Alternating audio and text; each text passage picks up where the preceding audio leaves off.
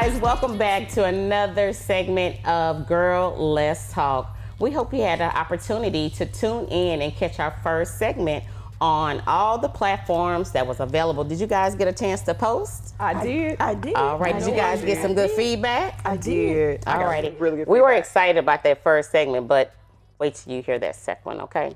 All righty, guys, how was your weekend? Amaze balls. Mine was busy. I was working, so in this 100,000 degree heat, The Inferno. 100,000.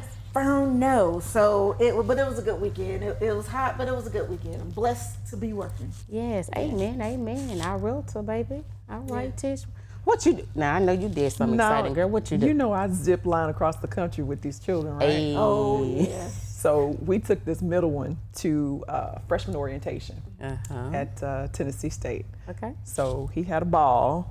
He really had a ball. Let's talk about ball. Did you ball? Did not. Yeah, you were. I'm getting ready to write this check. I can't ball. Oh, but that's what you're going to ball about. Yeah. Exactly. That's what you're gonna ball about. It's expensive. Yeah. I know. College is expensive. Where are you going? Tennessee State University Okay. in Nashville. Okay. And I can honestly tell you that this is eye-opening for me. When I was in college, what it costs per semester to go to school, it costs the entire year to go to school. Wow. Why is college so expensive? Let's talk about that, because is college even really like a birthright? Do our kids, how many more generations do you think will be going to college? Seeing as how these kids are making money from their phones. I know. Yeah. They're making money from trades. They're just getting smarter and wiser about what they do. Why are we even going to college anymore? I don't know. Wow. I think that it's just something traditionally that has been inbred in us. That you go to school, you work, you go to college, you get a good job, make sure you got good benefits. But it's not like that anymore. It isn't but that's what has been ingrained from your parents and generation, to generation. So now our generation, we're understanding that it's not really necessary to even go to college, because you can do so many other things. You can be so much more successful without having to pay $100,000, to go to school. So for my grandchildren, they probably won't.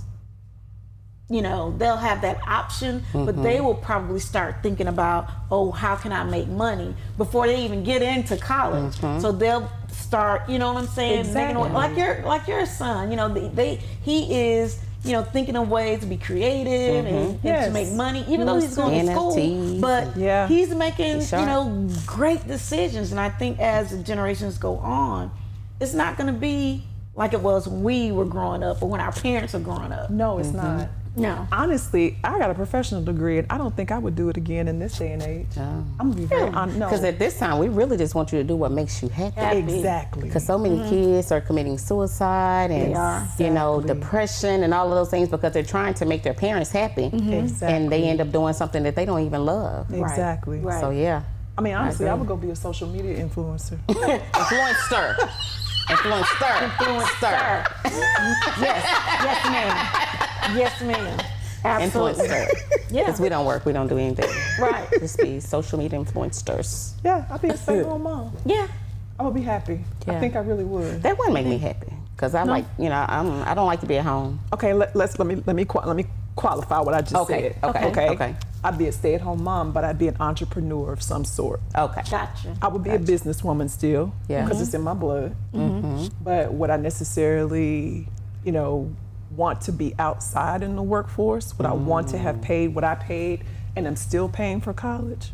My debt is astronomical when it comes to the amount that I actually owe for professional school. And I can't see saddling a child with that amount of debt. Think about it. I'm a dentist, right? Okay. So when you take what I have to pay in student loans and what these kids are paying now, they're coming out of debt with at least $400,000, $500,000 worth of debt. How do you pay that back and live? And live. You've already experienced delayed gratification. And so you kicking that can down the road another 10, 15 years before you can even. Right. And then how many people even working in that field anyway? I know. They end up doing something else. Something else. Yeah. Exactly. Wow. And so I think it's really about, you know, kids getting into, and also, let me just say this, I think it's imperative that in school that educators and parents, you know, broaden our kids' minds as to what is out there. Because it isn't, you know, my husband said, you know, it was either college, the military, or get you a job. Right. Or get out. Right. No, you go get out. No, and get out. You go get out. No, you go get out. You have a little grace if you go to college and go, you know, you kind of come home and visit a little bit, but you ain't doing nothing. You ain't doing nothing. Kick rocks. That's it. Kick rocks. Traffic. Yes, but what? But not us. We be, oh, baby, well, Come on, you know. Ooh, we made it, but ooh, they spoil. They are. Yeah, they are. They spoil. Or that we've made it look easy, convenient and easy. We make it look really easy. But y'all know, I saw something on social media the other day that said that we are the Gen Xers, right? So we are the latchkey kids. We're the kids that had to come home and have a key to open the door. For me, I had younger siblings, so I had to help get them dressed, comb their hair, make sure they had breakfast, and then walk them to school, and then turn around and walk another way to go to my school, right? Oh, wow. So that's how we grew up. My kids don't even walk down the street by themselves. Girl, they ain't catching no buzz. They ain't catching no buzz. I'm ready. Right. And they getting in my car and I'm taking them to school. So our kids have, in some ways, been coddled, right? Oh, absolutely. So we've made it easy for them. Absolutely. They don't understand, like, to work hard, to hustle. Like, it's it's more entitlement. Yes. I see, like, a lot of the younger generations, like, they feel like they're entitled to a lot of things because we have made it look easy for them. We have. They don't see the struggle, all the behind the scenes. Because we hide it from them. We hide it from them. We do. We do. It's not cool. What do you think they're going to be like with their children? I'm sad to see. You seeing it? Baby, we already know the iPad raised them. Yeah. You're right.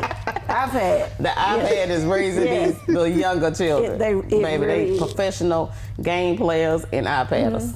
But hey, you know, it is what it is, you know.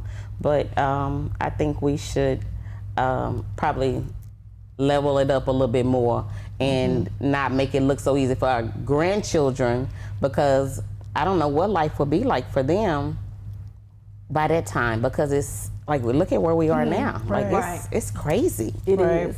You know, we don't want them growing up thinking like, oh, I got to make my mama happy. I got to make my grandparents happy and this and this. Do what you love.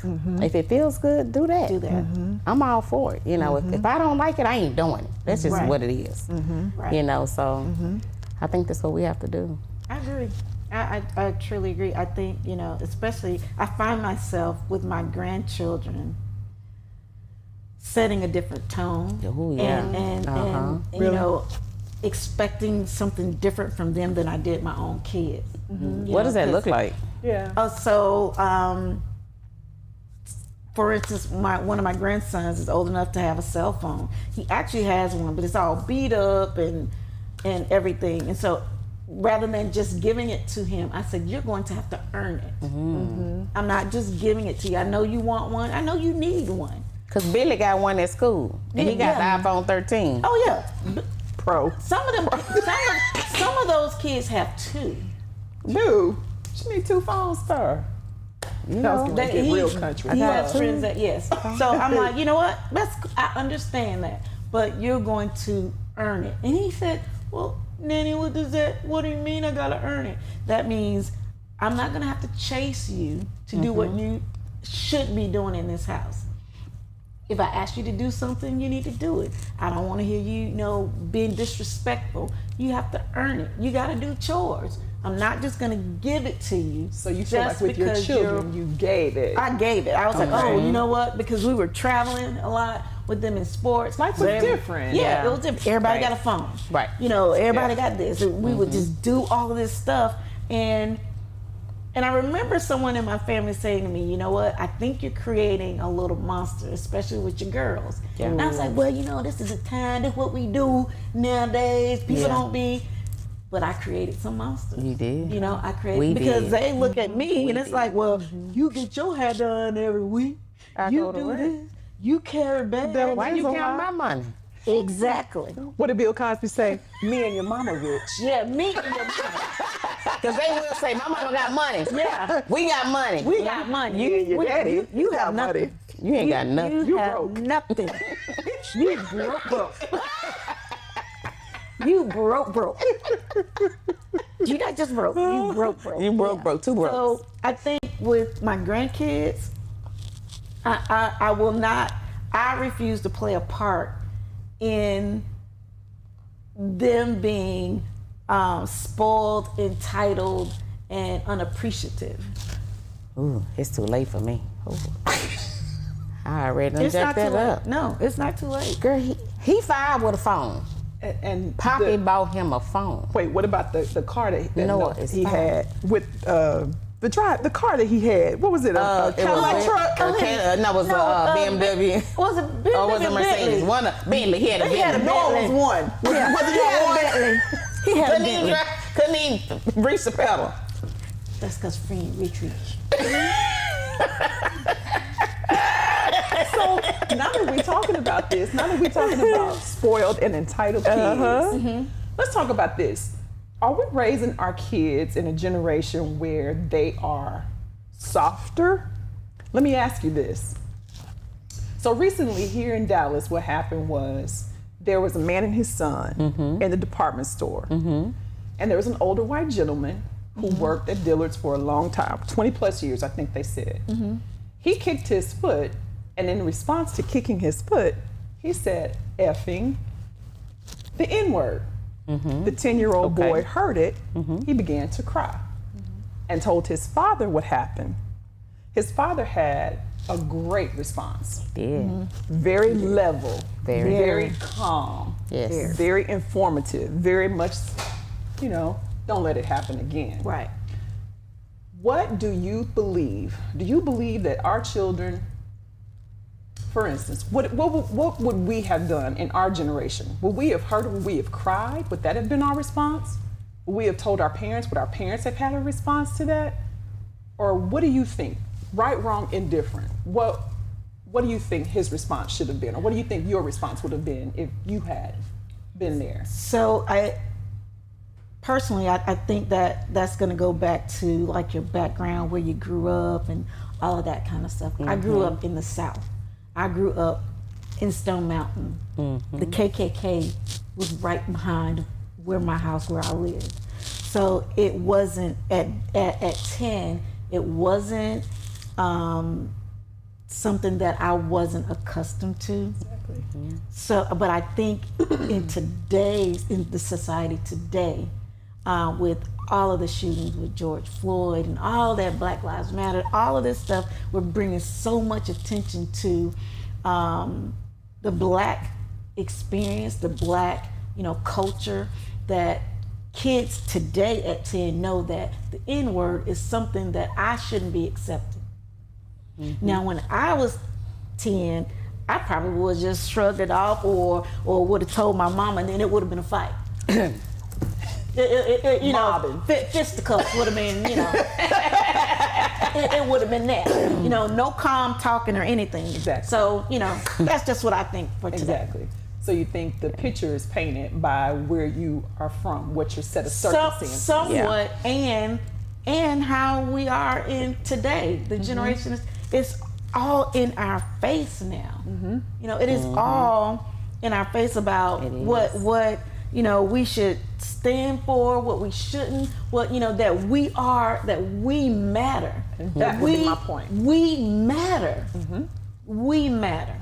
And so I think, I believe my grandson their feelings would have been hurt. Yeah. But I think they would have ran in their mamas, and that it would have been a brawl. Especially if it was his mama, probably too. And he did. I mean, it was the grace and the patience for me. Did. Like, he did an amazing job, because I was over there at the phone like, I know you. You know what I'm saying? And so I just can't even begin to imagine that happening to me. But I was like, wow, he did good. So your response would have been totally different? No, I don't know. I really don't know. I would have to been in that moment to even know how to handle it. But what I was happy was that Dillard's let him go. Yeah. Because they went ahead and took action versus most you know, they wouldn't have. Company wouldn't have done that. Yeah. You know what I'm saying? But they didn't want that smoke. So I was happy that they went ahead and just let him go. I mean, I was gonna say you old anyway, but I probably shouldn't say that. It was 1 foot in, 1 foot out anyway. It was time to go ahead and take it to the house. Early retirement. Got your 25 in. You think that men have been doing that for a number of years? Oh, for sure. You don't stump your toe and that's the first thing that come out your mouth. First thing that comes out of your mouth. Yeah, no. That don't even go together. Exactly. That don't even match. Exactly. So no. That's ingrained in him. That's. And just think, we over there patronizing. I'm sure he done checked me out before, because I go over there all the time buying Royal clothes. Exactly. I'm sure he done checked me out. Mall we go to all the time. All the time. All the time. Yeah. All the time. So, but yeah. Alrighty, guys. What else? What else has been going on? Oh, so my daughter got married this weekend. It was amazing, and guys. you looked amazing. You did. Let's talk about that. Let's talk about that. Let's get into this. Let's get. I know everybody was all in my bed. Let me get my what cup. she wore. Yes, at the bottom so y'all can see. Yes, and we have our cup right here. See, you know what? And I got so many DMs about that dress. Literally, I got that. I DM'd you. I texted you about that dress. I was like, it was beautiful. I was like, Fashion Nova, y'all. You ate that dress. That was not Fashion Nova. I swear to God. You ate that dress up. I bought it early at the first of the year, and so had been sitting in the closet, and I did not try that dress on till the day we got ready to leave. You can't do Fashion Nova like that. I know. I was like, Lord, why? Like, I don't know. I think it was just the stress and just working. I was traveling every weekend, so I just never did get a chance to try it on. The color was perfect. And I said, Lord, let me just see if this gonna work out. Everything. You ate it up. It was beautiful. The wedding was beautiful. She was happy. I was happy. Everything worked out. But let's talk about the devil did try to get busy on us. What happened? He did. So someone hit a tower on the strip and shut the towers down.